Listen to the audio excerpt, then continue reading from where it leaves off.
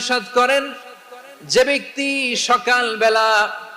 3 বার তেলাওয়াত করবে আউযু বিল্লাহিস সামিউল আলিম মিনাশ শাইতানির রাজিম, এরপরে সূরা হাশরের শেষ 3টি আয়াত তেলাওয়াত করবে, রব্বুল আলামিন ওই ব্যক্তির জন্য 70,000 ফেরেশতা নিয়োগ দিবেন যারা সারা দিন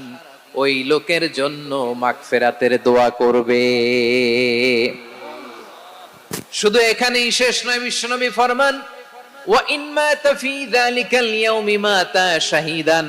ওই দিন যদি ওই ব্যক্তিটা ইন্তেকাল করে সে শহীদ হয়ে কিয়ামতের দিন আল্লাহর সামনে দাঁড়াবে। সকালবেলা যদি পড়েন 3 বার আউযু বিল্লাহিস সামিউল আলিম মিনাশ শাইতানির রাজিম 3 বার পড়ে সূরা হাশরের শেষ 3 আয়াত যদি তেলাওয়াত করেন, তাহলে আপনার জন্য আল্লাহ তাআলা 70,000 ফেরেশতা নিয়োগ করবে। সারা দিন তারা আপনার জন্য মাগফিরাত